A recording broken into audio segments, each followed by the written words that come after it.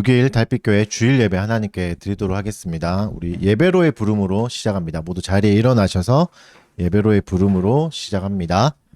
너희 성도들아 여호와를 경외하라. 그를 경외하는 자에게는 부족함이 없도다. 아멘. 영광송 찬송하겠습니다. 자리에 일어나셔서 찬송가 시편 찬송가 32장 시편 18편 1, 2절 1절 2절 찬송하겠습니다. 10편 찬송가 32장입니다. 내 힘이 되신 여호와여, 내가 주를 사랑합니다. 주 나의 반석, 나의 요새, 날 건지시는 나의 하나님, 찬송 받으신 여호와여, 내가 주께 아뢰나이다. 주 나의 방패, 나의 산성, 내 피할 바위, 또 나의 구원. 우리 사도신경으로 우리의 신앙을 고백하겠습니다. 찬송가 제일 앞쪽에 있습니다. 시작.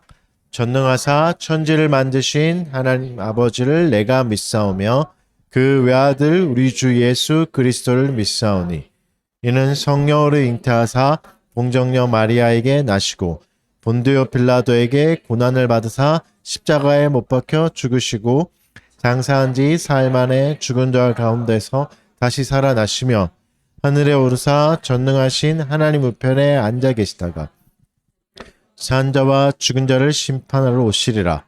성령을 믿사오며 거룩한 공회와 죄를 사하여 주시는 것과 몸이 다시 사는 것과 영원히 사는 것을 믿사옵나이다. 아멘. 자리에 앉으시고 하이델베르크 교리 문답하겠습니다. 시편 찬송가 뒤쪽에 있습니다. 제 9주일 26문이고 오늘은 계속해서 이제 사도신경에 대한 해설을 문답을 보고 있습니다.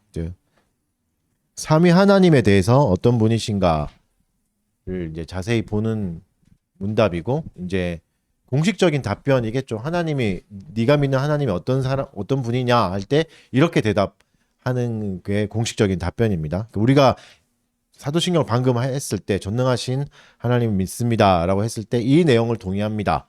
이런 내용이어서 잘 살펴봤으면 좋겠습니다. 26문 문답하겠습니다. 전능하신 성부 하나님, 천지의 창조주를 나는 믿사오며 라고 고백할 때 당신은 무엇을 믿습니까?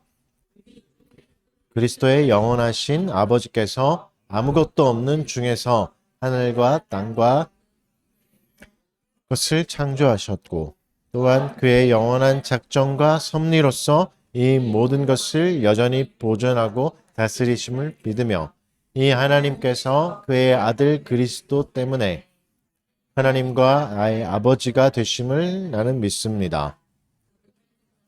신뢰하기에 그가 나의 돈과 영혼의 모든 것을 채워주시며 이 눈물 골짜기 같은 세상에서 당하게 하시는 어떠한 악도 합력하여 선을 이루게 하실 것을 조금도 의심치 않습니다. 그는 전능하신 하나님이기에 그리하실 수 있고 신실하신 아버지이기에 그리하기를 원하십니다. 아멘. 다음은 죄의 공적인 고백하는 시간입니다. 우리의 죄에 대해서 확신하고 또 깊이 인정하며 또 하나님의 진노와 율법의 저주를 받아 마땅함을 인정하며 고백하는 시간입니다. 1분 정도 시간을 드릴 텐데 뭐 소리 내서 기도하셔도 되고 조용히 묵상하면서 하나님께 기도하셔도 됩니다. 1분 정도 시간 드리고 제가 사죄의 선언으로 마치도록 하겠습니다. 1분 정도 공적인 고백하겠습니다.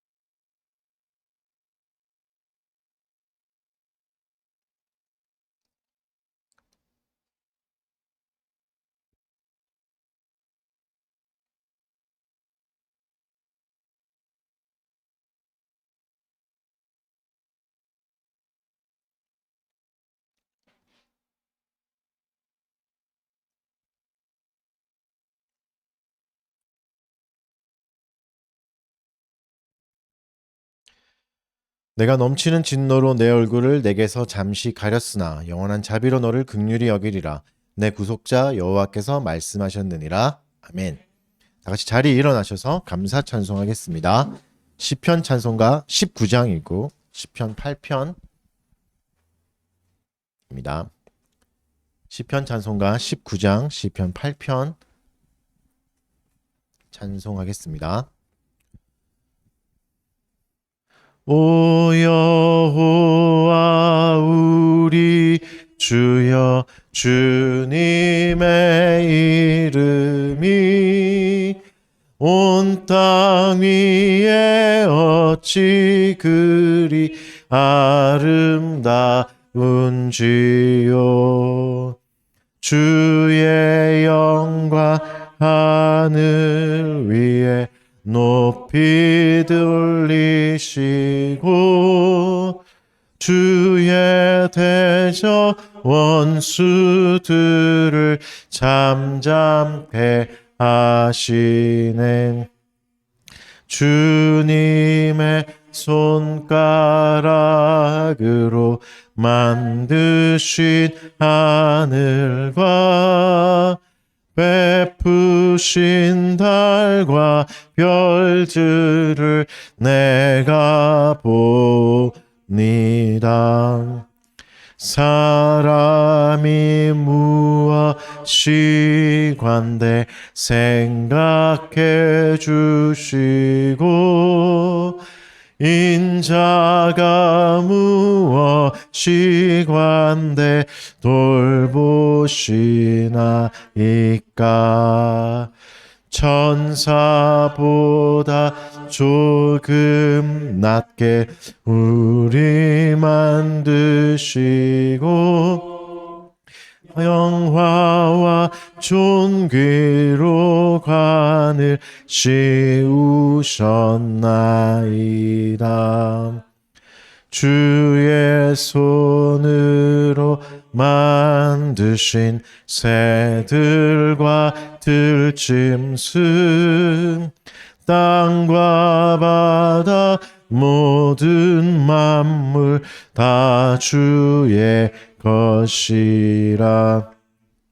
오 여호와 우리 주여 주님의 이름이 온 땅 위에 어찌 그리 아름다운지요. 아멘. 자리에 앉으시고 목회 기도하겠습니다. 제가 잠깐 기도하도록 하겠습니다. 언제나 우리의 소망이 되시는 삼위 하나님, 오늘도 우리를 예배의 자리로 불러주셔서 감사합니다. 소망 없는 세상에서 늘 우리의 마음을 붙들어 주시고 주께로 이끌어 주심을 감사드립니다. 그러나 이 놀라운 은혜에도 불구하고 우리는 여전히 하나님 앞에 설 자격이 없음을 인정합니다. 우리의 한 주간의 삶을 돌아보고 우리의 존재 전체를 돌아보면 하나님의 말씀을 억지로 거부하며 하나님을 경외하지도 않았고 이웃에게도 사랑을 실천하지 않았음을 인정합니다. 우리의 의지로 하나님의 법을 어기고 적극적으로 때로는 악을 행했습니다. 악을 행하고 있는 중에도 그것을 깨닫지 못하는 무지한 우리의 생각과 마음을 불쌍히 여겨 주시옵소서. 우리의 생각과 마음이 어두워졌기에 성령 하나님의 은혜를 더욱 구합니다. 하나님을 더욱 경외하고 사랑할 수 있도록 우리를 이끌어 주시옵소서. 우리의 죄악에도 불구하고 우리를 은혜의 보좌로 인도하시는 삼위 하나님의 은혜를 다시 바라보게 하여 주옵소서. 욕심 많은 우리의 마음에 절제를 주시고 미움 많은 우리의 마음에 평화를 허락하여 주셔서 하나님의 성품을 세상에 보여줄 수 있게 하여 주옵소서. 주께서 다스리시는 온 세상과 이 나라를 위해 기도드립니다. 세계 곳곳에 있는 아픔을 겪고 있는 연약한 자들을 돌아봐 주시고 그들에게 긍휼을 베풀어 주셔서 한없는 하나님의 은혜를 누리게 하여 주옵소서. 상한 갈대를 꺾지 않으시는 그리스도의 사랑을 경험하게 해주셔서 모든 어려운 순간을 잘 이겨낼 수 있게 하여 주옵소서.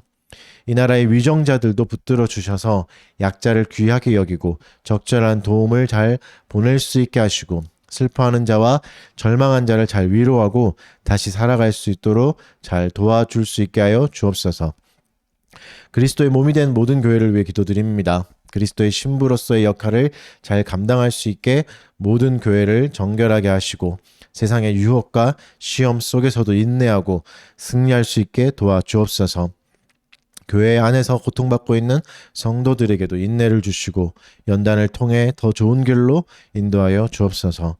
교회에 선물로 주신 직분자들이 그 기능을 잘 감당하게 하여 주시고 하나님의 선물의 아름다움을 교회에 잘 드러낼 수 있게 하여 주옵소서.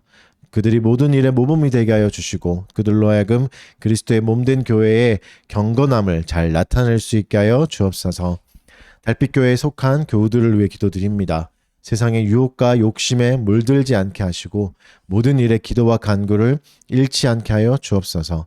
험한 세상에서 거룩한 성도의 본분을 잘 감당하고 어려운 일에 인내와 용기를 더하여 주셔서 하나님의 자녀답게 살아가게 하여 주옵소서.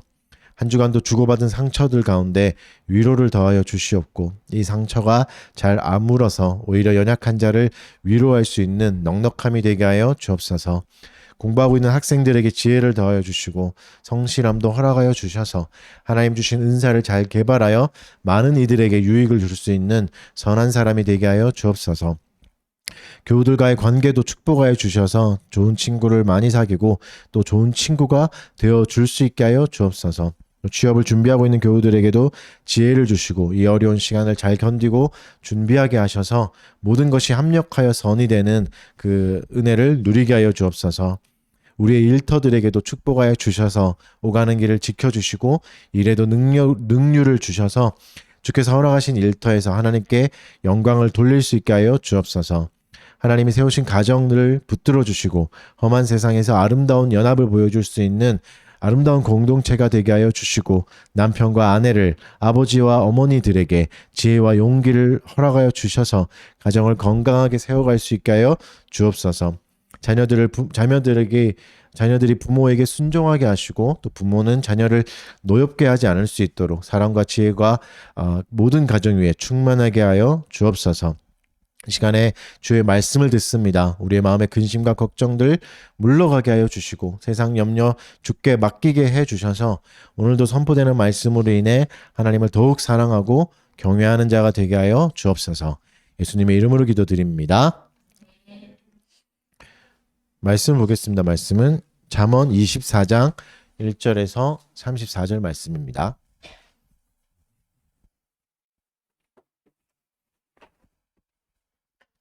잠언 24장 1절에서 34절 제가 한번 읽어드리겠습니다. 너는 악인의 형통함을 부러워하지 말며 그와 함께 있으려고 하지도 말지어다.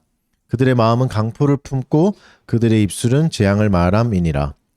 집은 지혜로 말미암아 건축되고 명철로 말미암아 견고하게 되며 또 방들은 지식으로 말미암아 각종 귀하고 아름다운 보배로 채우게 되느니라. 지혜 있는 자는 강하고 지식 있는 자는 힘을 더하나니 너는 전략으로 싸우라. 승리는 지략이 많음에 있음이니라.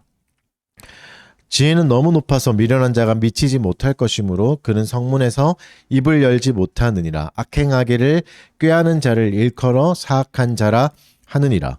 미련한 자의 생각은 죄요 거만한 자는 사람에게 미움을 받느니라. 내가 만일 환난 날에 낙담하면 내 힘이 미약함을 보임이니라. 너는 사망으로 끌려가는 자를 건져주며 살육을 당하게 된 자를 구원하지 아니하려고 하지 말라. 내가 말하기를 나는 그것을 알지 못하였노라 할지라도 마음을 저울질하시는 이가 어찌 통찰하지 못하시겠으며 내 영혼을 지키시는 이가 어찌 알지 못하시겠느냐. 그가 각 사람의 행위대로 보응하시리라. 내 아들아 꿀을 먹으라. 이것이 좋으니라. 송이꿀을 먹으라. 이것이 내 입에 다니라.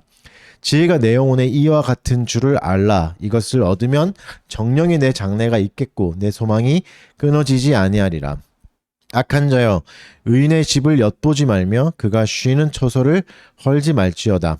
대저 의인은 7번 넘어질지라도 다시 일어나려니와 악인은 재앙으로 말미암아 엎드러지느니라. 내 원수가 넘어질 때 즐거워하지 말며 그가 엎드러질 때 마음에 기뻐하지 말라. 여호와께서 이것을 보시고 기뻐하지 아니하사 그의 진노를 그에게서 옮기실까 두려우니라. 너는 행악자들로 말미암아 분을 품지 말며 악인의 형통함을 부러워하지 말라. 대저 행악자는 장래가 없겠고 악인의 등불은 꺼지리라. 내 아들아 여호와와 왕을 경외하고 반역자와 더불어 사귀지 말라. 대저 그들의 재앙은 속히 임하리니 그 둘의 멸망을 누가 알랴. 이것도 지혜로운 자들의 말씀이라. 재판할 때에 낯을 보아주는 것이 옳지 못하느니라.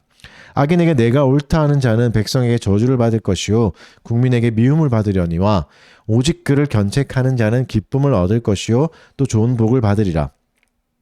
적당한 말로 대답함은 입맞춤과 같으니라. 내 일을 밖에서 다스리며 너를 위하여 밭에서 준비하고 그 후에 내 집을 세울지니라. 너는 까닭없이 내 이웃을 쳐서 증인이 되지 말며 내 입술로 속이지 말지니라. 너는 그가 내게 행함같이 나도 그에게 행하여 그가 행한 대로 그 사람에게 갚겠다 말하지 말지니라. 내가 게으른 자의 밭과 지혜 없는 자의 포도원을 지나며 본즉 가시덤불이 그 전부에 퍼졌으며 그 지면이 거친 풀로 덮였고 돌담이 무너져 있기로 내가 보고 생각이 깊었고 내가 보고 훈계를 받았노라. 내가 좀 더 자자 좀 더 졸자 손을 모으고 좀 더 누워있자 하니 내 빈궁이 강도같이 오며 내 곰핍이 군사같이 이르리라. 아멘. 오늘은 잠언 24번째 시간입니다. 여호와와 왕을 경외하라는 제목 가지고 말씀 전하도록 하겠습니다. 잠깐 세계사 얘기를 좀 하면 이제 서기 313년에 이제 로마의 국교가 기독교가 되잖아요. 기독교가 이제 인정받게 되고 이제 기독교의 특징은 우상 숭배를 허용하지 않으니까 그 전까지 이제 섬기던 우상 숭배들이 이제 다 불법이 되는 상황이 됩니다. 그래서 그 신들을 이제 섬기지 않고 다른 신에게 예배하는 일도 멈추게 되죠. 그러다가 이제 몇 해 지나가지고 우리 잘 알듯이 어떤 일이 일어나죠? 서고트족이 쳐들어오잖아요. 아시죠? 잘 아시죠? 서고트족이 로마를 쳐들어오고 로마가 이제 완전 무너지죠. 그러면서 이제 로마 사람들에게도 의문이 생깁니다. 다양한 사람들이 이렇게 말하는 사람도 있었죠. 우리가 섬기던 신을 버려가지고 하나님 이제 믿고 다른 신 안 섬겨서 이렇게 된 것 아니냐? 노예서 이렇게 된 게 아니냐? 이런 이제 의문들이 생겼고 또 기독교인 안에서도 로마에는 베드로의 무덤도 있고 바울의 무덤도 있고 사도들의 무덤이 있는, 그러니까 흔히 말하는 우리가 생각하는 성지인데 거룩한 사람들이 묻혀 있는데 어떻게 이런 일이 일어날 수 있나 하면서 의문이 들기 시작한 거죠. 그 당시에 이제 그런 의문과 질문에 대답하기 위해서 이제 그 히포의 주교였던 어거스틴 아시죠? 어거스틴이 이제 책을 씁니다. 그래서 하나님 과연 우리를 지켜주고 계신가? 그래서 하나님이 흔적이 있는데 은혜의 흔적이 있는데 왜 이 땅은 이런가라고 할 때 이제 그 자신의 저작인 하나님의 도성이라는 책으로 이제 그 질문에 대답을 줍니다. 하나님의 도성 신국론이라고도 하죠. 하나님의 도성이란 책에서 이제 두 도시의 이야기를 합니다. 도성이라는 게 시티잖아요. 도성 두 가지 도시를 이야기하면서 하나님의 도시와 지상의 도시가 있다. 그래서 그 도시를 이제 설명하는 거죠. 우리가 이제 흔히 알고 있는 두왕국 이론이 이제 여기서 나오는 거죠. 그러니까 하나님의 도성에 속한 사람도 지상의 도성에서 태어나서 살아가고 있는 거죠. 굉장히 이상한 상황이죠. 두 가지의 이제 어떻게 보면 시민권을 가지고 있는 사람이 살아가는 거, 이해되지 않는 상황들을 이제 이 책이 이제 잘 설명해 줍니다. 이제 하나님의 도성은 어거스틴의 이제 신학이 집대성된 책이라고도 하고 이제 거의 끝판왕 같은 책이어서 언젠간 한번 우리가 도전해 봐야 될 텐데 굉장히 두껍고 지루하고 재미없어가지고 쉽지는 않겠죠. 그래서 두 도시 이야기를 합니다. 여기서 그리스도인의 이상한 정체성, 이해하기 어려운 상황들, 그리스도인인데 왜 이런 일이 일어나나, 하나님을 섬기는데 왜 이런 일이 일어나나, 이런 일을 이야기하죠. 왜 이제 이런 얘기를 하냐면 오늘 이제 본문에서 나오는 이야기 중에 하나가 21절에 보면 여호와를 경외하고 왕도 경외하라라고 이제 말씀하시죠. 사실 앞까지는 잠언 앞부분까지는 하나님을 경외하는 삶, 여호와를 경외하는 것이 합당하다, 그게 지혜다라고 이제 쭉 얘기하다가 이제 24장에 와서는 왕도 경외해야 된다라고 이제 이야기하고 있는 거죠. 근데 의문이 들 수 있습니다. 이 당시에 왕이 하나님을 섬기는 왕도 있었겠지만 안 섬기는 왕도 있었잖아요. 로마의 왕도 그랬었고 우상 숭배하는 왕들도 있는데 경외해야 되는가? 근데 경외해야 된다고 말씀하고 계신 거죠. 왜 그렇게 살아야 되는가를 잠언 24장을 통해서 한번 살펴보도록 하겠습니다. 하나님의 도성 그 신국론의 내용과 좀 같이 보면서, 신국론이 워낙 방대해서 그걸 다룰 수는 없고 오늘 뭐 제목 수준으로만, 차례를 살펴보는 수준으로만 잠깐 소개하면서 내용을 좀 보겠습니다. 일단 이제 큰 문제가 하나님의 도성의 사람들도 지상의 도성에서 태어난다는 거죠. 지상의 도성에서 태어나고 그 말은 악인과 함께 섞여져서 살아간다는 겁니다. 악인과 함께. 수많은 악을 또 내 안에서도 발견하겠지만 타인에게서도 사람들에게서도 발견하게 되는 거죠. 그러면 이제 문제가 악인을 어떻게 대해야 되는가 이런 문제가 생기잖아요. 잠언에서 계속 말씀하시는 대로 지혜롭게 대해야 되고 지혜롭게 대하는 게 뭔가 오늘 본문에서는 악을 부러워하지 말라고 말씀하십니다. 악을 부러워하지 마라. 악인이 번영할 때가 있죠. 악하게 했는데 거짓말했는데 사기치고 했는데 더 잘되고 더 부를 가질 때가 있잖아요. 왜 그러냐면 지상의 도성이 거기서부터 시작했기 때문입니다. 지상의 도성은 물질로부터 시작했고 더 가지는 거, 더 많은 것을 차지하는 것부터 시작했기 때문에 악인의 번영이 더 잘 일어납니다. 지상의 도성은. 그래서 악인은 어떤 사람인가? 1, 2절을 보면 그들은 무자비한 방식을 사용한다는 걸 알 수 있습니다. 사람들이 어떻게 생각하든가 상관없이 상처받든가 상관없이 전통적 가치를 무시하고 또 도덕적 제약을 버리면 성공할 수 있다라는 걸 보여주는 거죠. 근데 그들의 메시지는 이렇겠죠. 우리 지금처럼 지금의 시대를 비교하면 야 독하게 마음 먹고 옆에 있는 사람들 제거하면서 옆에 있는 사람 누르고 하면서 성장하는 것이 더 가치 있는 사람 아니냐. 내가 성공하는 게 중요하지 내가 남까지 챙길 여유가 어디 있느냐. 이게 이제 악인들의 메시지인 거죠. 그래서 무자비하게 살면서 성공합니다. 무례하기도 하고 사람들을 살피지 않고 자신의 능력만. 그리고 우리의 문제는 악인의 번영에 매료될 때가 많죠. 우리는 악인의 번영에 굉장히 끌립니다. 성경에도 나오는 표현들 있잖아요. 여러분 그 어리석은 부자 아시죠? 근데 그래도 부럽죠. 어리석어도 부자였으면 좋겠다. 이런 마음이 들잖아요. 근데 그게 어리석음이 엄청 강조돼 있고 부자지만 굉장히 어리석다. 이걸 말씀하시는 건데 우리는 부자 그래도 부자 이거에 끌리지 않습니까? 저만 그런가요? 아니 다 그렇죠. 그러니까 악인의 번영에 매료될 때가 많습니다. 번영 그러니까 악은 뭐 상관없고 그 수식어가 뭐든지 상관없고 부를 가졌는가 못 가졌는가 부자인가 아닌가에 더 이제 매력을 느끼는 거죠. 학교에도 그렇죠. 학교에서도 힘 있는 친구가 약한 자를 괴롭히죠. 그러면 어떤 마음이 들죠? 나도 힘을 길러야 되겠다 이런 마음이 들잖아요. 나도 세졌으면 좋겠다. 강해졌으면 좋겠다. 누구한테 이렇게 비굴하지 않는 그렇게 되고 싶죠. 그러니까 악함에 매료되는 거죠. 강함에 매료되는 거죠. 그게 나쁜 일이다. 선하게 가야 된다는 생각을 잘 못하게 되는 거죠. 그러니까 내가 생존하고 희생자가 되지 않으면 된다. 이런 방식으로만 살아가게 되는 거죠. 그러면 어떻게 됩니까? 옆에 있는 친구도 나의 성적을 위태롭게 하는, 나의 대학을 가지 못하게 막는 그냥 경쟁자가 되고 방해꾼이 될 뿐입니다. 그래서 우정을 쌓기가 쉽지 않죠. 오늘 본문에서도 하나님은 그런 삶을 따라가지 말라고 말씀하시는 겁니다. 악인의 번영에 매력을 느끼지 마라. 왜냐하면 이런 번영은 마치 겨울에 세워진 궁전과도 같거든요. 겨울에 세워진 눈의 궁전은 어떻죠? 여름이 오면 사계절이 있는 곳이면 여름이 오면 쉽게 무너지는 거죠. 그러니까 하나님의 도성에 사는 사람들은 한철만 사는 사람이 아닙니다. 겨울만 사는 사람이 아니라 봄, 여름, 가을, 겨울을 다 겪게 되는 거죠. 그러니까 훨씬 더 길게 봐야 되죠. 지상의 도성에서의 시간은 한 계절 정도의 시간인 거죠. 더 많이 보면 결국은 현재도 너무 중요하지만 현재에만 집착하는 것은 잘못된 것이다. 왜냐하면 하나님이 도성에 사는 사람은 무한한 삶을 선물 받은 거거든요. 훨씬 더 긴 시간을 봐야 하는 거죠. 결국은 겨울이 지나갈 거고 여름이 올 건데 그거 다 녹아내릴 건데 악한 자들의 번영은 다 녹아내릴 건데 그걸 가지면 어떡할 거냐. 물거품이 될 건데 네가 그것을 추구해서 뭘 할 거냐라고 말씀하시는 거죠. 그러면 악인을 부러워하지만 않으면 되는가? 악인과 상관없이 관심을 끊고 그냥 무관심하게 살면 되는가? 그렇지도 않습니다. 오늘 본문은 굉장히 어렵습니다. 더 마음이 어려운 이야기를 하고 계십니다. 17절, 18절을 한번 같이 읽어봅시다. 17절, 18절. 24장 17절, 18절 시작.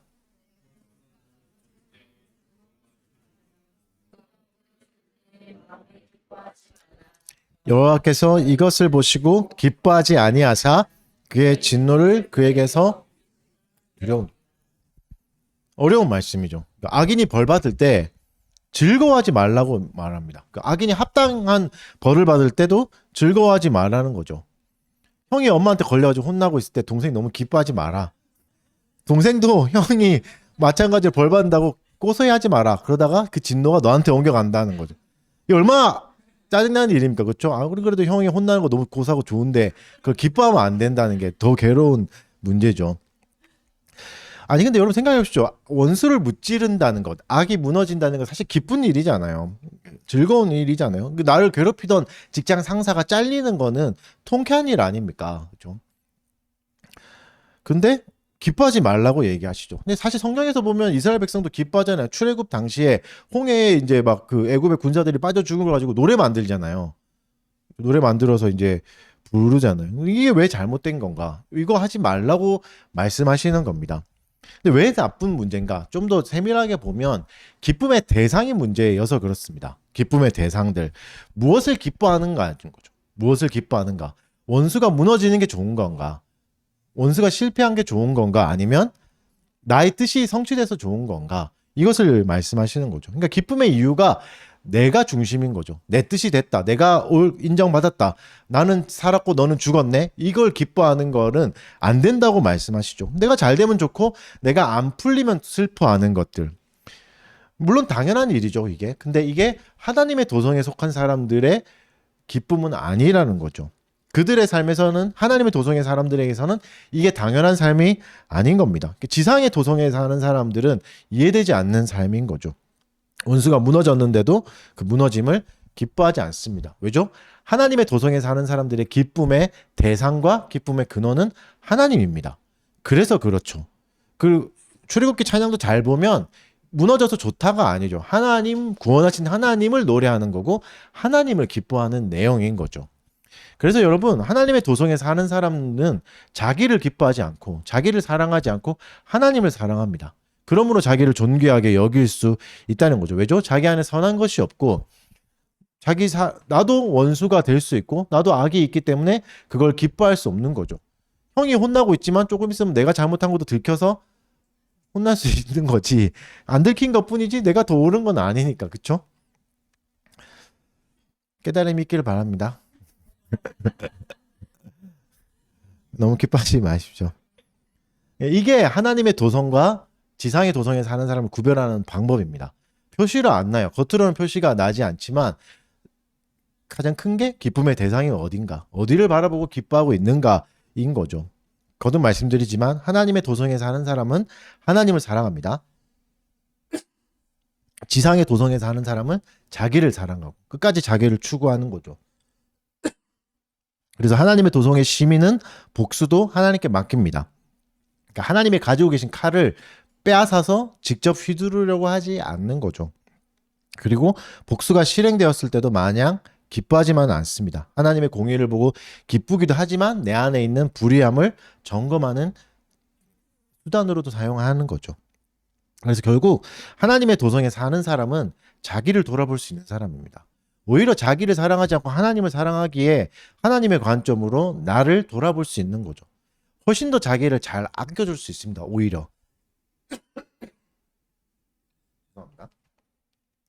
그러니까 자기 합리화를 극대화하는 방향으로 살지 않고 하나님의 눈으로 자기를 보려고 하고 있는 거죠. 27절을 봅시다. 27절 같이 읽어보겠습니다. 시작.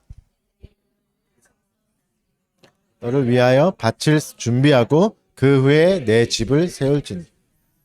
그러니까 집을 세울 때 27절은 무슨 말씀이냐면 집을 세울 때 밖에서부터 봐라. 밖에 일을 준비하고 집을 살려면 땅이 있어야 되지 않는가. 땅의 크기도 보고 어떤 땅인지도 알아보고 그 다음에 집을 지어라. 이런 거죠. 그러니까 네 능력이 어느 정도 되는가를 먼저 보고 원하는 꿈을 가지고 세워라. 이렇게 말씀하시는 겁니다.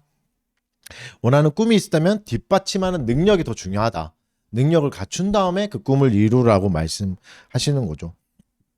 자기 사랑에 빠진 사람은 이게 안 됩니다.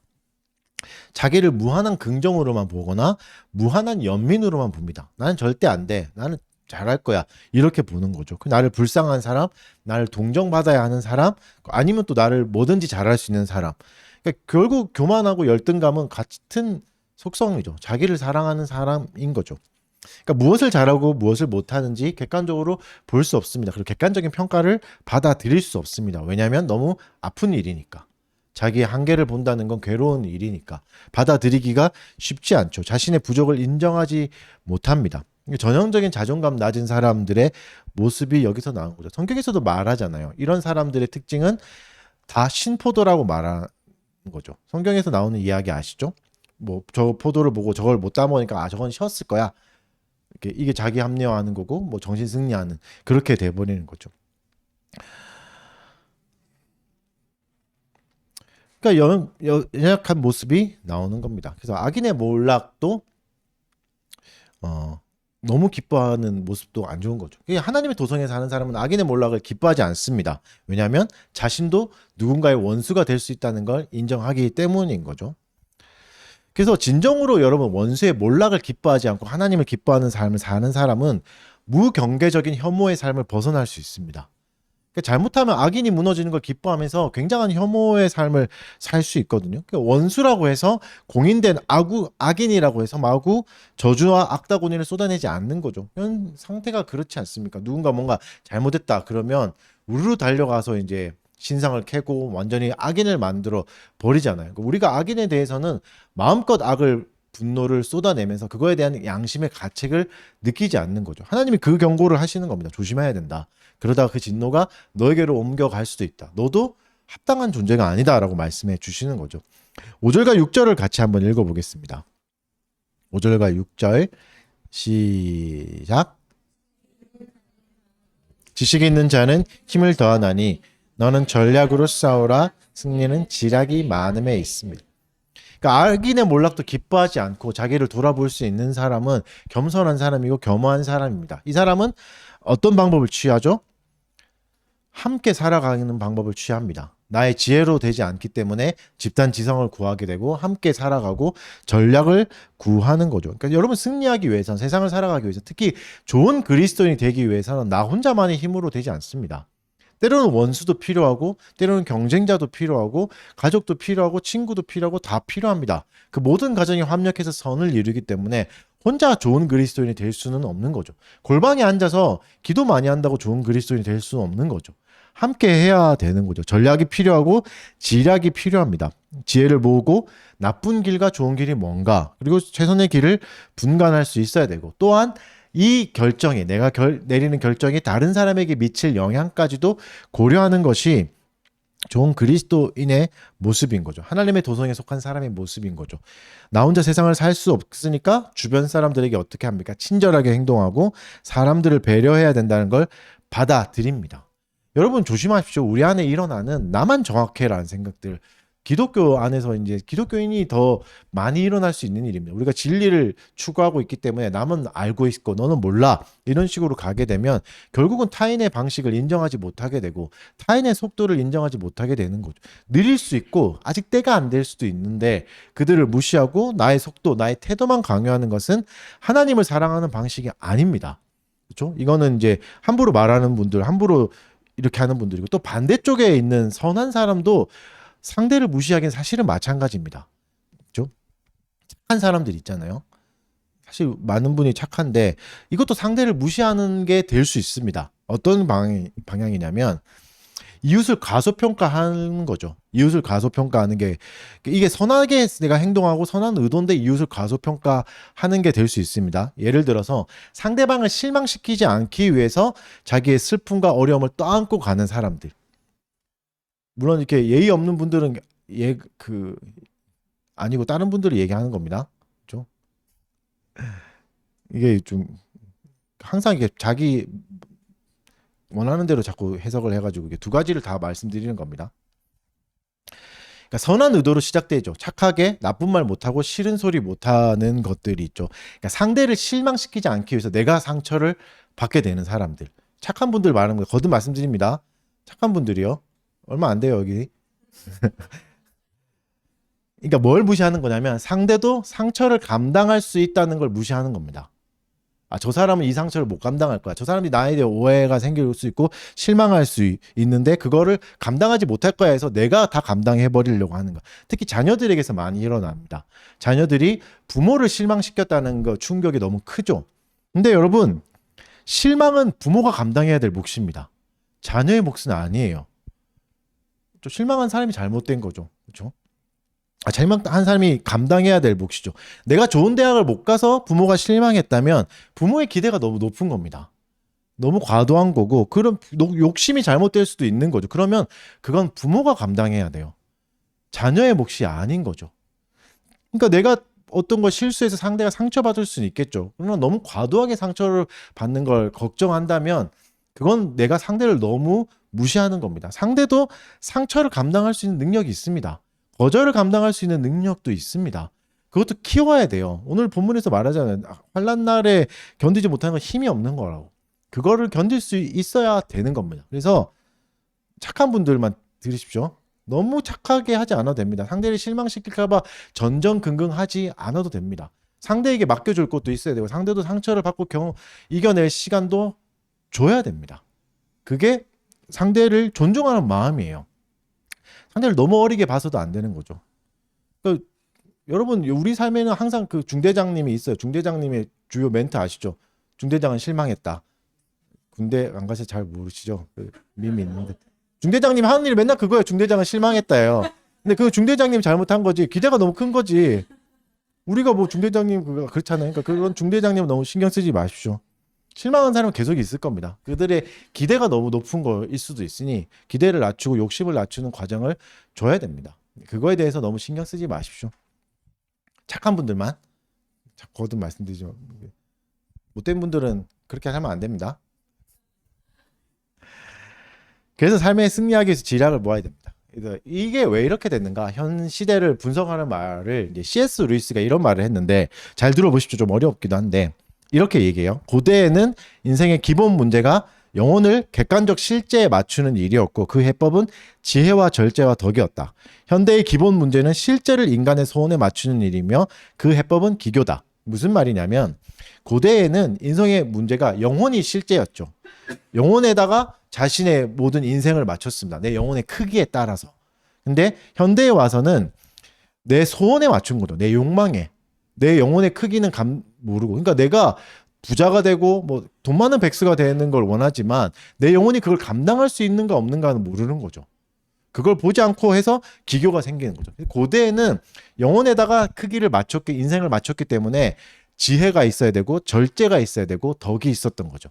그걸 필요로 했죠. 그러나 현대에는 내 욕심에, 내 원함에만 맞추니까 기교만 있는 겁니다. 기술만 있는 거죠. 그러니까 현대는 자신의 영혼의 크기를 고려하지 않는 겁니다. 소원이, 욕망이 나의 기준이 되는 거죠. 내가 원함이 나의 목표가 되는 거고 나는 그거에서 내 영혼을 맞춰가니까 내 영혼이 얼마나 불안해지고 괴로워집니까? 내 영혼이 항상 불안할 수밖에 없는 시스템으로 계속 가는 거죠. 그러니까 기준은 뭐죠? 나의 욕망을 얼마나 잠재울 수 있는가? 나의 불안을 얼마나 잠재울 수 있는가의 기준입니다. 그런데 그 온갖 기교로 나의 영혼의 불안을 잠재울 수는 없습니다. 나의 영혼의 불안은 지혜와 절제와 덕으로만 할 수 있는데 기교로는 안 되는 거죠. 잠깐 하면 또 다른 욕망이 생기고 또 다른 욕망이 생기니까 안 되는 거죠. 그러면서 타인을 해치게 되고 기교만 늘어서 내 영혼이 천박해지는 것은 느끼지 못하게 되는 거죠. 어느 순간 내 영혼이 굉장히 천박해져 있는 게 되는 겁니다. 10절을 읽어보겠습니다. 10절 말씀 시작. 환난 날에 낙담하면 내 힘이 미약함을 보임이니라. 환난 날에 낙담한다면 힘이 미약한 것이다 말씀하시는 거죠. 내가 생각지 않은 상황이 올 거고 또 예상치 않은 손해가 생기고 나를 깎는 절제가 올 거다. 그게 환난인 거죠. 어려움을 겪는 것들. 근데 이게 악한 일만은 아닌 거죠. 이때 실망하면 네가 연약한 거다. 오히려 연약한 거다. 이것을 동력으로 삼으라 라고 말씀하고 계시는 겁니다. 여러분 절제하고 이웃을 위해서 희생하고 함께 사는 법은 약해지는 게 아니라 지혜로워지고 강해지는 겁니다. 오히려 더 좋은 거죠. 그래서 여러분 정의를 행한다는 거, 선을 행한다는 건 시간이 들고 돈이 듭니다. 희생이 있어요. 에너지가 드는 거죠. 어려움이 닥치는 시기가 반드시 옵니다. 이것을 잘 사용해야 한다고 말씀하시는 겁니다. 그래서 이 어려운 시간도 도구로 쓸 수 있는 게 하나님의 도성의 사람들의 특징입니다. 11절 12절은 죽어가는 자들에 대한 무관심에서 벗어나 그들을 구하라고 말씀하십니다. 그러니까 왜 환난을, 왜 고난을 바르게 사용해야 되는가? 그 이유는 11절과 12절에서 말씀하시는 거죠. 그래야 연약한 사람들을 도울 수 있으니까. 그러니까 나에게 고난이 옵니다. 이것을 활용해보고 잘 돌아보고 내가 받은 은혜를 누려서 나를 바르게 세우면 그 다음에 어려움 당한 사람들을 볼 수 있는 거죠. 그 사람들을 쉽게 정죄하지 않고 그들을 돌봐줄 수 있는 겁니다.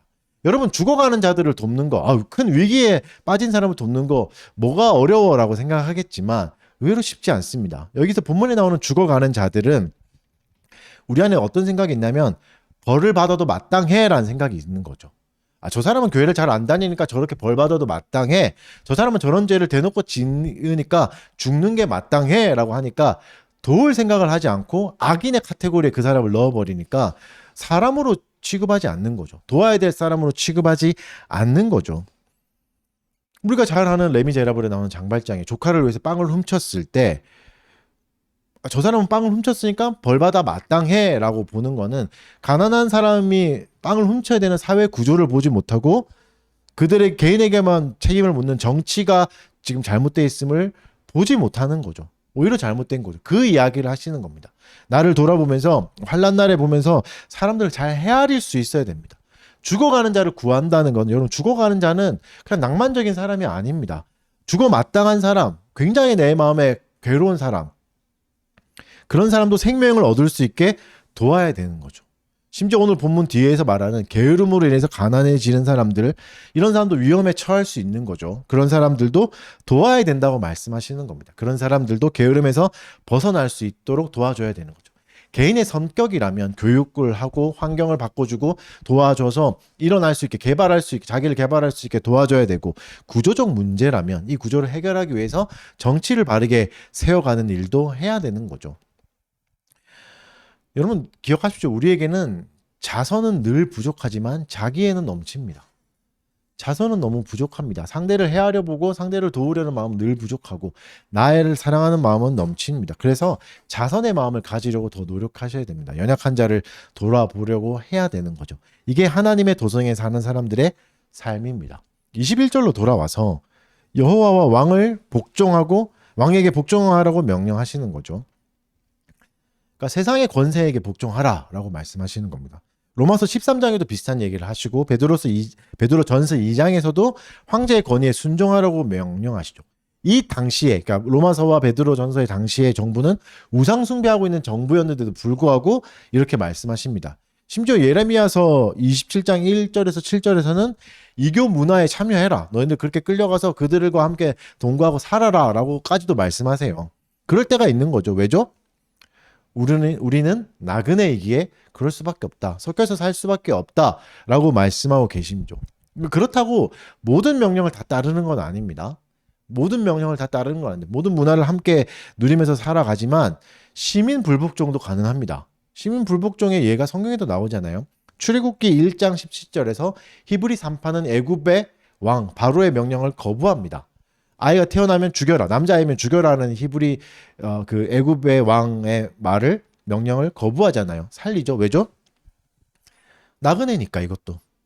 나그네여서 진짜 나의 주인은 하나님이시니까. 하나님이 생명을 귀하게 여기시니까 그 명령을 따르는 겁니다. 이게 나그네의 이중성입니다. 세상에 속해서 살아가지만 하나님의 십계명을 지키는 거죠. 십계명을 거부하는 일을까지는 하지 않는 겁니다. 그 이외의 일은 다 할 수 있는 거죠. 그래서 인종차별과 민족주의를 차단할 수 있는 겁니다. 무차별적으로 미워하고 무차별적으로 싫어하지 않게. 그래서 여러분 하나님의 도성에 사는 사람들을 특징을 한마디로 정의하면 그는 하나님을 사랑하며 그 외의 모든 것들은 다 도구로 사용할 줄 아는 사람입니다. 정치도 그렇고 환란도 그렇고 부도 그렇고 원수의 무너짐도 다 도구로 사용할 수 있는 사람입니다. 하나님을 사랑하기에 그 나머지 것들은 다 좋은 도구가 됩니다. 심지어 실패와 환난과 어려움들. 그래서 하나님을 사랑하기에 자기를 돌아봅니다. 자기 개발도 하나님을 사랑하기에 도구로 사용할 수 있는 거죠. 그리고 이웃을 돌아보고 이웃과 함께 살아가려고 합니다. 낙심이 오는 상황도 도구로 사용해서 자기를 돌아보고 이웃을 이해하는 도구로 삼는 거죠. 그래서 국가 또한 어떻습니까? 하나님을 사랑할 수 있는 도구로 적극 사용할 수 있는 겁니다. 나그네로서의 정체성을 잃지 않으면서 참여할 수 있는 거죠. 그래서 모든 것이 하나님 사랑이라는 목표로 귀결되는 삶이 하나님의 도성에 사는 사람들의 삶입니다. 그 하나님의 도성에 사는 사람들이 환난을 이길 수 있는 비결이 사실이 여기 있습니다. 그들의 최종 목적은 번영이 아니니까요. 성공이 아니니까요. 우리가 왜 무너지죠? 번영하지 못할까 봐 두려운 거잖아요. 부자가 되지 못할까 봐 불안한 거고 가난해질까 봐 두려운 거죠. 근데 목적이 부자가 아니니까 그런 기회를 놓치는 것이 마음에 상하지 않습니다. 불안해하지 않는 것이죠. 거듭 말씀드리지만 하나님의 도성에 사는 사람들의 최종 목적은 하나님을 사랑하는 것이기 때문입니다. 그래서 물질에 불안해하지 않고 자기를 가꾸고 이웃을 아끼며 살아가는 거죠.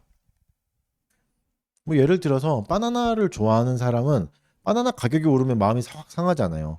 근데 바나나를 못 먹는 사람은 가격이 오르든 말든 그거에 대한 큰 충격이 없죠. 그런 것처럼 우리가 부자가 되든 말든 누구의 주식이 오르든 말든 그것이 나의 최종 목표가 아니라면 마음 상하지 않을 수 있는 거죠. 그걸 부러워하지 않을 수도 있는 거죠.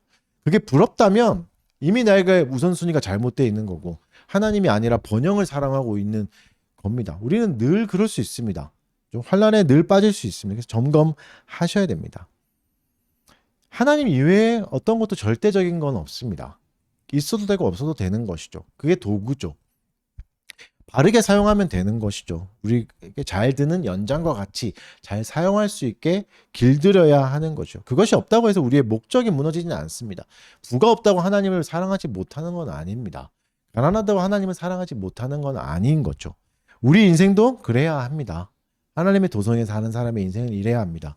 하나님을 사랑하기 위해서 나를 가꾸고 하나님 주신 도구들을 적절히 잘 사용하고 이웃을 섬기고 이해해야 됩니다. 그래서 국가와 정치도 존중하고 잘 사용하는 데까지 자라가야 하는 것이죠.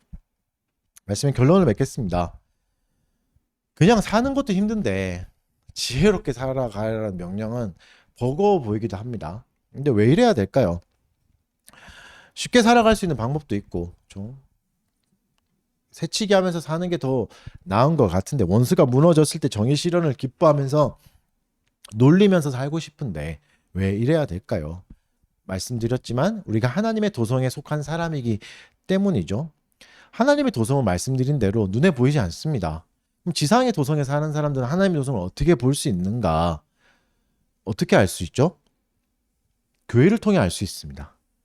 하나님이 세우신 눈에 보이는 공동체인 교회를 통해서 하나님의 도성을 알아갈 수 있습니다. 그래서 교회에서 해야 될 일이 이건 거죠. 하나님의 도성에 사는 사람들은 이렇게 살아간다.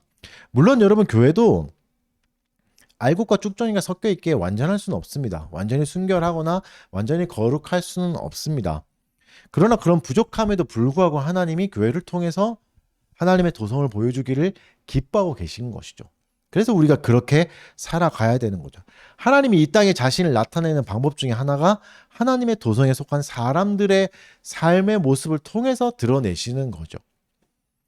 그래서 우리는 우리의 성실함을 통해서 우리의 정직함을 통해서 우리의 인내를 통해서 하나님을 보여줄 수 있는 겁니다. 하나님의 아름다움을 이 어두운 세상에 보여줄 수 있는 것이죠. 그래서 지상의 도성에 물리적으로 속해 있으면서 하나님의 도성의 백성으로 사는 것은 쉽지 않은 일입니다. 굉장히 어려운 일입니다. 근데 이 어려운 일을 위해서 필요한 것은 물리적 힘이 아닙니다. 더 많은 재물과 더 많은 능력이 아니라 지혜입니다. 하나님이 그걸 말씀하시고 그것이 지혜는 뭐죠? 하나님을 경외하는 일이죠. 하나님을 경외함이 지혜가 되고 그것이 힘이 되어서 이 어려운 일을 가능케 한다고 말씀하고 계시는 것이죠. 이것을 키우는 고 노력하는 삶을 살아야 되는 거죠. 이 삶은 함께 살아갈 때 취득할 수 있습니다. 나 혼자 살 때 가질 수 있는 게 아닌 겁니다. 그래서 나그네는 이 땅에서 완전히 분리된 삶을 사는 게 아닙니다. 주일만 되면 해리포터의 그 9와 2분의 1 정거장을 가는 것처럼 다른 세상으로 빠지는 게 아니라 똑같은 세상에서 살아가면서 그들과 섞여서 살아가는 겁니다. 자기만의 정체성을 지키며 혼합되면서 살아가는 거죠. 그러나 주의를 경외하면서 그 경외함은 이웃에 대한 마음으로 드러나고 도구를 어떻게 사용하는 거에 따라서 드러나는 거죠. 이런 사람이 지상의 도성에서도 필요한 사람입니다. 지상의 도성은 불안하기 때문에 늘 무너질 수 있고 늘 물질을 추구하기 때문에 불안함에 잡히고 걱정과 근심에 사로잡힐 수 있기 때문이죠. 그래서 하나님의 도성이 정체성을 가진 사람이 필요합니다. 하나님을 가르쳐 줄 사람, 하나님으로 가라고 손가락으로 방향을 제시해 줄 사람이 필요한 거죠. 이런 정체성을 잘 지키시는 달빛교 교우들 되시기 바랍니다. 네. 찬송하겠습니다. 우리 자리에 일어나셔서 시편 찬송가 5장 시편 2편 찬송하겠습니다. 시편 찬송가 5장입니다.